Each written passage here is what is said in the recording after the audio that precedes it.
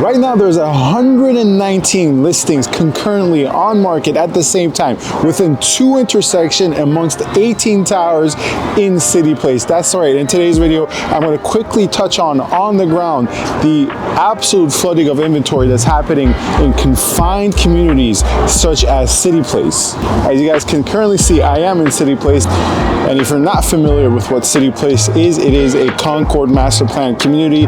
We're talking 18 to 20 towers, all residential, and it's frankly, to put it in the best of terms, quite a mixed bag in terms of quality. Now, of course, the main artery of Cityplace can be considered as Fort York, and as you guys can see behind me, these are the 18 towers we're speaking of today. Now, concurrently, as I said, there's 119 units for sale at the same time amongst all these 18 towers. And as I will show you later on in the video in a sample unit, most of these units for sale at the same time are quite interchangeable and quite comparable. For instance, Cityplace ranges from really bad buildings to, mostly mediocre buildings, to a few exceptions, which are the good ones.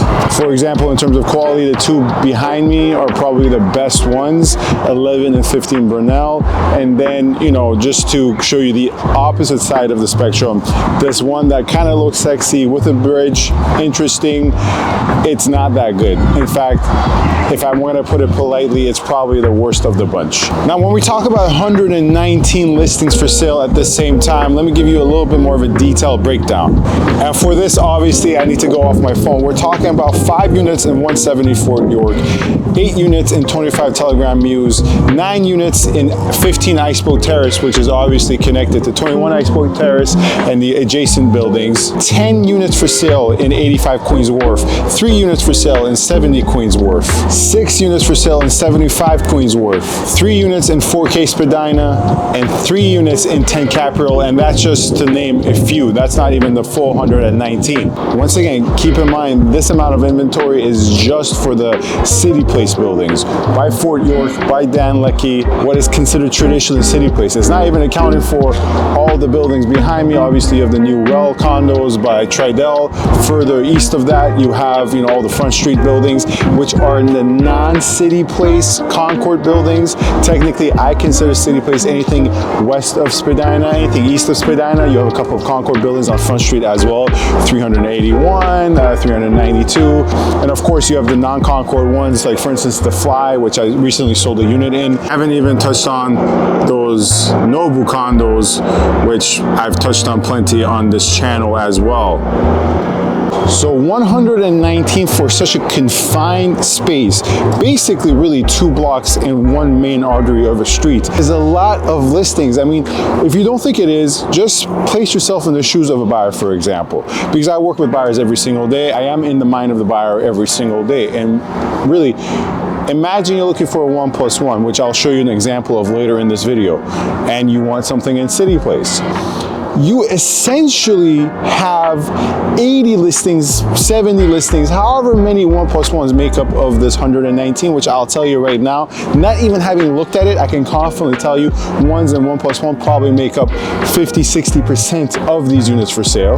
And as the buyer, you're entering a street where you have like 50 things to look at. And now, of course, in actual practice, it's never that easy and simple, right? When you have specific criteria, not every single one or 1+1 is going to appeal to you as the buyer, but this is what a lot of people fail to understand: the abundance of inventory, and as a result, the internal competition, the cannibalization that's effectively happening amongst sellers of all these units. And mind you, majority of these sellers are investors, so landlords who are now offloading for whatever reason they want to offload. And in part, this is an exaggerated, exasperated version of what's happening across the downtown market. You have this happening on smaller scales, but in some instances not much smaller scales, like what I discussed with regards to the Nobu condos in my previous video. And you have other mini master plan communities such as Regent Park, or very dense intersections with 4 to 5 buildings that have upwards of 30, 40, 50 plus units for sale at the same time. It's just this happens to be the biggest example of it in a confined space, and this is why inventory in part is moving like molasses right now, specifically in downtown. specifically in these parts of core downtown. More end user friendly buildings and more end user friendly communities in downtown along Queen West, King West, and I could keep going along Bloor, you know, along, I would probably have to say perhaps even Cabbagetown or certain regions of Moss Park. More high-end luxury buildings, you know, by Waterfront, Queens Quay. Of course, all these areas I just aforementionedly listed have their investor-focused buildings as well, but the more end-user buildings and the more end-user communities in downtown are moving faster, and this is, of course, not to even speak of condo markets outside of downtown, such as North York, such as Midtown, right? Of course, even in those areas, things are still not moving fast whatsoever by historical standards, but by today's standards, you know, things are really staying on market maybe 30 days, 40 days in those areas. Right now, in these parts of downtown where there's a high level of density and a high level of seller cannibalization, you're looking at 60 to 90 days, and that's a fast pace for today's market. I haven't really touched on quality much, with the exception of mentioning that the buildings range from awful to decent, actually, in the case of 11 and 15 Brunel, in the case of 4K Spadina. But all in all, just to quickly touch on Cityplace here, and I did actually make a video titled The Only Cityplace Condos I Recommend, so go check that video out on my page and channel. But one quick comment I'll make on Cityplace is that in comparison to, for instance, Liberty Village, I actually like Cityplace a bit better, as mediocre as the building stock can be occasionally in Cityplace. In some cases, it's preferable to me than Liberty Village, because at the same time, Liberty Village is at best quite mediocre in terms of its building stock as well. And Concord's latest buildings are definitely better than most of the buildings you'll find here. For instance, I did their 38 Widmer building. That was really good. I'm a really big fan of that one. And also, I would probably have to say that their latest buildings in their North York master plan community, which I did a separate video on, are actually quite good as well. But most of the Concord buildings here are 10 to 15 years old, and they're definitely far more suitable on average for people who want to rent downtown than to buy downtown. I would recommend that.